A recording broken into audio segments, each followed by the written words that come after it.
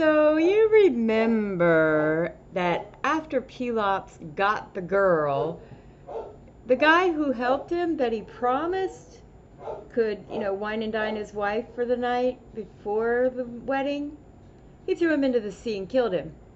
But as he went down under the water, he yelled out a curse upon the man's house. And Pelops had it coming.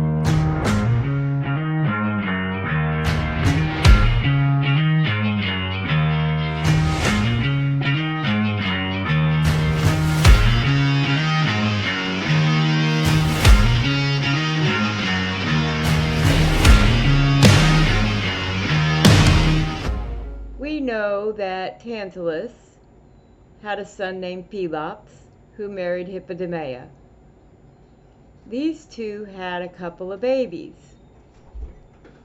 Atreus and Thyestes. But the boys, they're fighting over who would be king of Mycenae.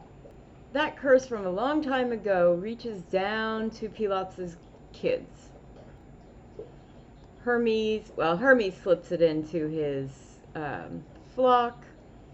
He's mad still about the whole situation with Myrtilus.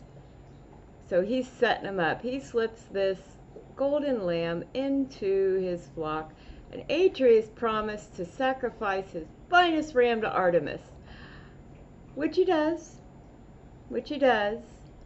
but he keeps the fleece. You've heard of the golden fleece. He takes the fleece and locks it up in a box. So it's safely hidden in a box, supposedly in his house. The problem is that Atreus' wife, Pelopie, falls for Thyestes. She's the only person in the world, aside from Atreus, who knows how to get a hold of this fleece. Mycenae had in the meantime received an oracle from Delphi. Tell them, you need to choose a new king. Neither of these guys had been chosen king yet. They were fighting back and forth over it, but Delphi tells them needs to be a son of Pelops. So at a meeting of the council, Atreus yells out, whoever owns the golden lamb should be made king of Mycenae, and everyone agrees. This is a fabulous idea.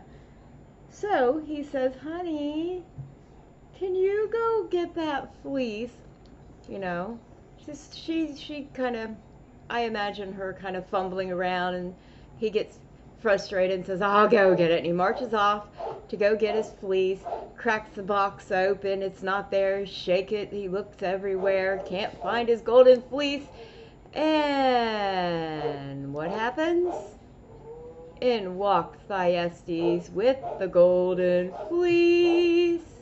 Dun, da, da, da. Ooh, Atreus knows exactly what happened at this point. His wife gave the fleece to Thyestes. Thyestes becomes king. He wasn't a big fan. He really wanted Atreus to be the king. So he sends Hermes down to tell Atreus that he should try to create peace between himself and his brother.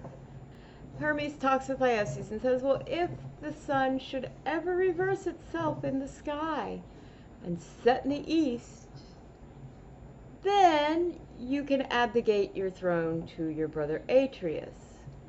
Until then, let's just have peace in the house of Atreus. And Thyestes thinks, okay, this sounds good. Neither of these brothers are all that smart, because that's exactly what happens. Apollo runs the sun backwards for one day, and Thyestes has to abdicate the throne. Atreus becomes king. But that's not the end of our story. No, no, no. The brothers are both still steaming mad at each other. Thyestes is off running around in the woods, sort of exiled, and Atreus is king, but he's still resentful that he had to go through this whole shenanigans anyway, and that his wife was unfaithful to him with his own brother. So he starts hatching a plan, as brothers do in this house. He calls his brother in, and he says, let's be friends. Let's have a dinner. I'll make you a lovely dessert. It's gonna be fabulous, right? It's gonna be fantastic. So he's enjoying his meal. They're thinking, okay, Atreus is not angry. We're gonna be fine. He's gobbled it all up. He's full and belching. And then Atreus rings a bell, and out comes a servant with 2 platters.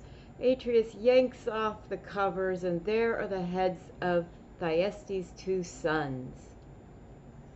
Thyestes had enjoyed people pie.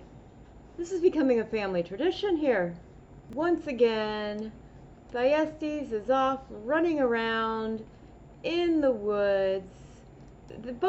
Both sons are unhappy with the way their lives are going. Thyestes wants to be king again, so he goes to the oracle. The oracle tells him, you need to have a baby. You have a son. This is how you're going to become king of Mycenae again. Of course, your son will also be the son of your own daughter.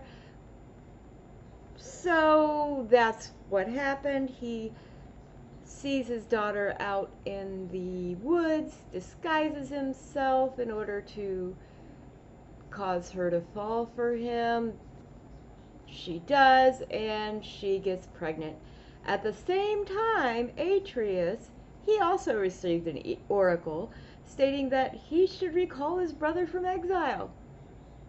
So, all right, fine. He goes out looking for him. Goes out looking for his brother, and while he's out looking for his brother, he runs across a pretty girl in the woods, and he falls for her. So he brings her back home, makes her his queen, and all is well, but he still never did find Thyestes, so he did marry Pelopie, his niece. He didn't know she was his niece, nor did he know she was already pregnant with his brother's son. She does eventually have this baby, who is named Aegisthus. Now you'll remember from our chart earlier that Thyestes and Pelopie have the baby Aegisthus, not Atreus and Pelopie. So he says, you know what, I still need to find my brother. He sends out his own sons who are older, Agamemnon and Menelaus. He sends them out to find their uncle. In the meantime, this is taking a while, and Aegisthus is growing up some. He gets to be around 12-ish or so years old. The guys find him, bring him back, and toss him in a dungeon. Eventually, they go and they tell him, hey, Aegisthus, hey, Dad, Atreus, whatever, everybody. By the way, Thyestes is down in the dungeon. We just got busy and forgot to tell you. Atreus sends his son to go bring him out of the dungeon. So Aegisthus goes to the dungeon. He's a young boy. He's carrying this sword that his mother had given him as a token. Only thing is, it was originally his father's sword, not Atreus, but Thyestes. Thyestes recognizes the sword, and he says, oh, boy, where's your mother? Well, she's busy. She's in the... Well, go get her. Go get her, Thyestes, says. Go get your mother. So he's fine. He goes and he gets his mama. Mama comes back. After Aegisthus brings his mother down, he tells Pelopie the entire story, and of course Aegisthus is there listening to the story. She, out of shame, throws herself on the sword. Aegisthus frees his father, and his father comes back, orders Aegisthus to kill Atreus, which he does, but this angers, of course, Agamemnon and Menelaus, who once again exile Thyestes and Aegisthus. This is when and how Agamemnon becomes king of Mycenae, and then we know that Menelaus goes off to Sparta and marries Helen. You can read this story in Seneca the Younger. He wrote this in the late 1st century AD. We're going to leave this story right there. Atreus is dead. Pelopie has killed herself.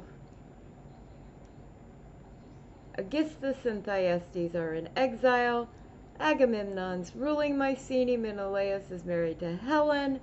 And then we're going to move on to the Oresteia. Alright, if you enjoyed this story and you want to learn some Latin to go along with this, I have a free lesson that you can download that goes with this story. These are stories that I've written in Latin, in very simple Latin, that has the English along with it, so you can help your students get through it. It has vocabulary lists and talks about third declension nouns, gives you some practice of that. So if you need a lesson to work with your students or to check out what I'm doing here, this is a very small truncated version of the lessons that I do sell. I've also got a free lesson in there on the perfect tense.